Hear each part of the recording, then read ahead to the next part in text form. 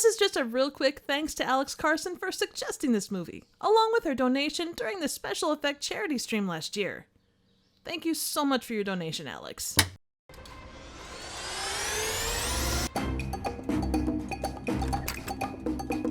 Rabbit season! Duck season! Rabbit season! It's duck season. What? Rabbit season. Duck season. Rabbit season. Duck season. Rabbit season. Duck season. Rabbit season. Rocky! Okay, guys, now you're just being silly. Oh, right. In your case, it would be Triv season. Triv season? Suffering succotash! This is 2003's Looney Tunes Back in Action. We followed Daffy being faced with several unexpected bills to a conference room not sarcastically conveying a Hollywood system of yes men. The brothers Warner discussed their latest, greatest blockbuster. Lethal weapon, babies. Finally, a lethal weapon I can take my grandchildren to.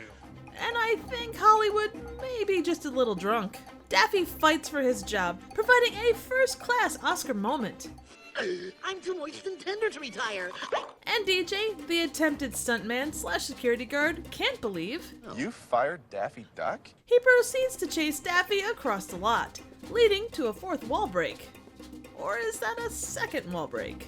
We're also graced by the thing that we didn't know that we needed. A Roger Corman directed Batman sequel. Oh man, it's gonna be epic. I mean, look at the Batmobile go! Oh shit. Well, R.I.P. Yakko, Wacko, and Dodd. Elsewhere, Scooby and Shaggy exhibit their hangry side while threatening Matthew Lillard. And Bugs shows off his hot side, all while dropping some great wisdom. Lady, if you don't find a rabbit with lipstick amusing, you and I have nothing to say to each other. Over at DJ's dad's place, Daffy fears for his future, I'll starve. I'll have to eat envelope glue. which is interrupted by a ringing remote, showing that DJ's actor dad is actually an actor spy. If he doesn't find the Blue Monkey Diamond before the bad guys do, all is lost. They take off for Vegas in an AMC Gremlin, where Daffy is punched and tossed out of the car several times. All this makes me wonder why the Humane Society disclaimer in the credits doesn't apply to Toons. At the evil top of an evil building, the evil Mr. Chairman of the Acme Corporation and his VIPs of various important things take a short musical interlude Love to sing about the moon and the June and the springer. before discussing the plan to retrieve the Blue Monkey and indulge in offers of romance with this handsome devil. Back in Vegas, Daffy and DJ find Yosemite Sam has really come up in the world. They take in a typical Vegas show, complete with Yosemite Sam's appearing from between Heather Locklear's legs. She gives them a fancy playing card, which will lead them to the diamond. Then Sam blows a Daffy-sized hole in the door, and we learn that even rough and tumble Toons are prone to nut shots. The nail-biting chase between Jeff Gordon's prize car and Kate's British Beauty take us through the streets of Vegas where... Hey, liberal slots. Sweet. Anyway, cartoon antics ensue, and the car runs out of gas in a very goofy way. After running across one of the most blatant product placements until Ghostbusters Afterlife, Kate and DJ arrive at Area 52. Area 51 is actually a paranoid fantasy we concocted to hide the true identity of this facility. Which is? Area 52. DJ is given all the best spy gear, including a grappling hook cell phone and really nice slacks with a nuclear crotch panel. Unfortunately, Daleks, the mutant from This Island Earth, and Roman are all released from their mason jars to chase them. In the meantime, Mr. Chairman calls in Wile E. Coyote and gives him a dressing down for giving constructive product criticism. And don't blame the equipment. The equipment is good. It's Acme equipment. You know, I always kind of wondered how that discussion would go down. And now for intermission. Isn't it about time to enjoy a Frosty Cold soda at the concession stand? Back with the action, DJ and Kate use the X-ray feature of the playing card to see Mona Lisa's knickers and a map to the treasure.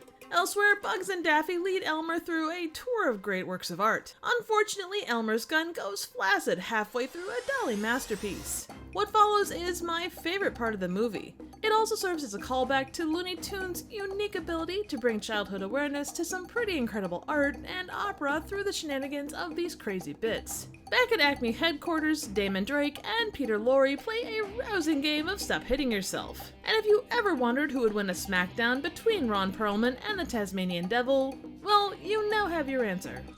I withdraw my objection. In the depths of Africa, our intrepid heroes find the Blue Monkey Temple, and Bugs makes a solid point. What a fantastic view! Unless you're in the audience, in which case you've been staring at an elephant's behind for 30 seconds. They're tricked by Granny, who is actually Mr. Chairman. Wait, he's Damon Drake? Or Michael Jordan? Gasp! He's Mr. Chairman! But absolutely no one is surprised that Bill Goldberg is actually Mrs. Tasmanian Devil. The Blue Monkey is sent into outer space for nefarious but cartoony evil deeds. Bugs plays hero by using the Force and its accompanying book for dummies to stop Marvin. But it's Daffy that comes to the rescue with... The Duckers to the rescue! And ultimately, it's his Bill that saves the day. Back on Earth, DJ and Kate save Damien from... The trade of death doesn't kill him. Then those crates of TNT will. Not to mention the 2-ton anvil hanging over his head. as well as a giant adorbs puppy. I will hug him and pet him and squeeze him. It turns out the whole thing was a movie, and DJ confronts Brendan Fraser, making him pay for being a total asshole. Porky changes up his signature ending. Go home, folks. And there's a post-credit scene that's well worth a look. Looney Tunes Back in Action is a 2003 family comedy directed by Joe Dante. It had an $80 million budget and took in $68.5 million at the box office. It also has the distinction of being the last theatrically released feature film to have the Looney Tunes characters in leading roles until 2021's Space Jam. It was originally planned to be a sequel to Space Jam, but Michael Jordan hadn't agreed to take part, and that plan was dropped. There was also talk of follow-ups called Spy Jam starring Jackie Chan and Race Jam starring Jeff Gordon, but neither panned out. Although one holdover was the cameo by Jeff Gordon and a downright exciting sequence featuring his famous car. The planning of the film was just the start of a tumultuous production. Director Joe Dante originally wanted to produce a biopic comedy on the early years of Chuck Jones at Warner Brothers, but it was shot down as being an old story. Above everything else, the WB wanted more Space Jam. Dante agreed to direct it as a tribute to Jones, who had recently passed. What resulted was reportedly meant to be the anti-Space Jam. Back in Action was pushed back from its July release to October, opening after Elf and right before Lord of the Rings: Return of the King. Worse, the WB didn't promote the film due to its chaotic budget and production. Dante has gone on to say that he had very little creative freedom in the process, but he felt they did a good job of maintaining the integrity of the characters. Beyond that, he says very little about it. Jack Nicholson, Tim Allen, and Robin Williams were all considered for the part of the chairman, but it ultimately went to Steve Martin. His only caveat for starring was the inclusion of a Dalek in the Area 52 chase. Although it was blended with live action, this is considered the last hand-drawn animation movie done at Warner Brothers. Computers were used to color in drawings as well as to add tone and shadows. 3D animation was used for the robot guard dog, Acme missiles, and Bugs' carrots. Back in Action is the only Looney Tunes movie to feature a Willem scream.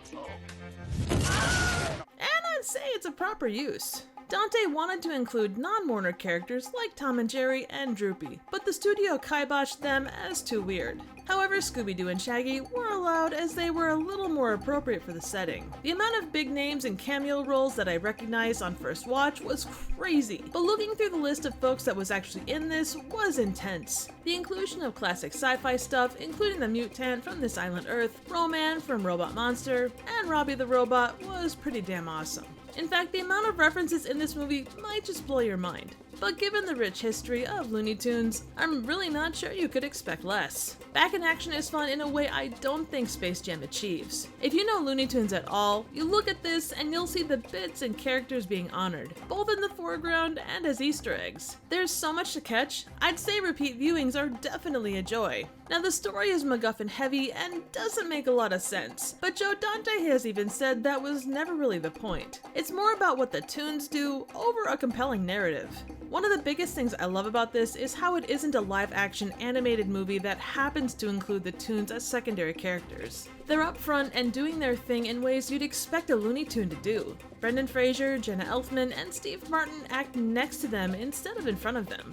That's not to say that Back in Action is perfect. There's about 20 pounds of dynamite in a 5-pound bag. All parties involved packed this sucker full of so many extra characters and bits from both Looney Tunes and other WB properties for a variety of reasons, but at points it was a bit much. In some ways, it suffers from the same thing Space Jam was criticized for, mainly the climactic basketball scene where every known Warner Brothers property came out to watch the big game, including stuff that honestly felt tossed in for shock value. That said, it's a relatively small thing. Overall, I enjoyed this one on so many levels. It was a breath of fresh air, especially after Space Jam 2. I grew up with Looney Tunes and I love it dearly to this day. It helped form a lot of my humor, for which I'm thankful. Honestly, this is a movie I wish I'd seen sooner. It's as much a love letter to the history of Bugs & Co. as it is a legacy to what's been done since. If you have any love for Looney Tunes, then this is a must-watch. It isn't the classy technical marvel that Who Framed Roger Rabbit is, but damn if it isn't as much fun. Once again, thanks to Alex for both suggesting this awesome movie as well as donating to Special Effect. Make sure to check out her channel link in the description. So what do you think? Suggestions for movies, trivial questions, comments, ratings, and a Batman movie directed by Roger Corman would be appreciated. Thank you so very much for watching.